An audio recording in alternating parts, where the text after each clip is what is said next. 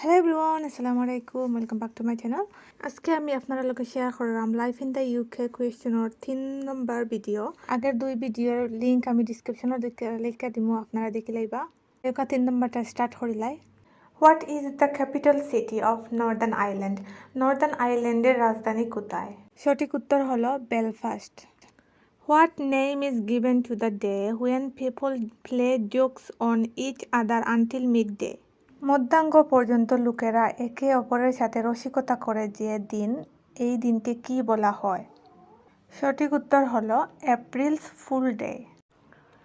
Who is the fastest person to have sailed around the world single handed? কে একা হাতে বিশ্বের সব থেকে দ্রুত যাত্রা করেছেন? সঠিক উত্তরটি হলো ডেম এলেন ম্যাকার্দুর। When did the First World War end? প্রথম বিশ্বযুদ্ধ কখন শেষ হয়েছিল? সঠিক উত্তর হলো 11th of November 1918. What are Wales cakes made of? ওয়েলসের কেক কি দিয়ে বানানো? সঠিক উত্তরটি হলো flower, dried fruits and spices. Where is the London Eye situated? London I কোথায় অবস্থিত? সঠিক উত্তরটি হলো on the southern bank of the river Thames. What is the relationship between the monarch and the government? সরকার এবং মোনার্কের মধ্যে সম্পর্ক কি? সঠিক উত্তরটি হলো advise, warn and encourage the government's decision. The UK is a constitutional monarchy. Is that true or false? যুক্তরাজ্য হলো একটি সাংবিধানিক রাজতন্ত্র। সঠিক উত্তর হলো ট্রু, সত্য। What do you need to apply to become a permanent resident or citizen of the UK? Choose 2 options.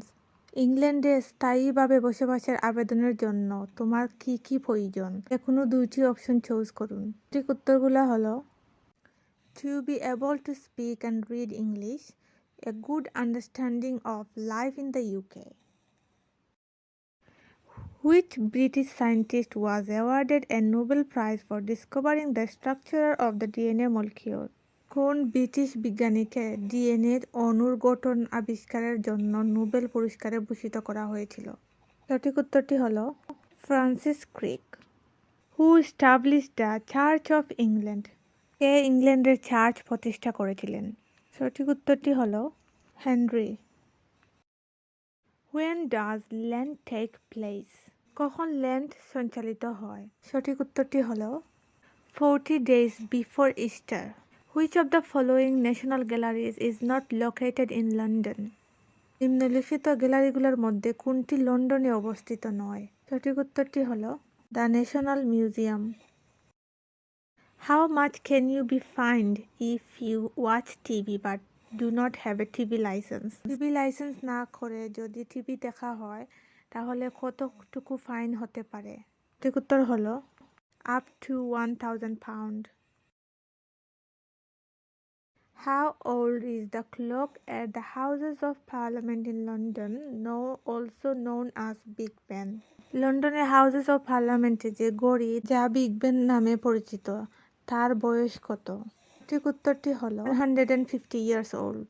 Members of the European Parliament MEPs are elected on the basis of ইউরোপীয় সংসদের সদস্যরা নির্বাচিত হন এর ভিত্তিতে। সঠিক উত্তরটি হলো proportional representation. The North Atlantic Treaty Organization is a group of European and North American countries that was created with which 2 purposes? উত্তর আটলান্টিক চুক্তি সংস্থাগুলো হলো ইউরোপীয় এবং উত্তর আমেরিকার দেশগুলির একটি অংশ, আর 2টি উদ্দেশ্য নিয়ে তৈরি করা হয়েছিল। সঠিক উত্তরটি হলো help each other if they come under attack, maintain peace between all its members. The small claims procedure is used in England and Wales for minor disputes for ছোট দাবির পদ্ধতি হিসেবে ইংল্যান্ড এবং ওয়েলসে ছোটখাটো বিবাদের জন্য ব্যবহৃত হয়। সঠিক উত্তরটি হলো claims of less than £10,000.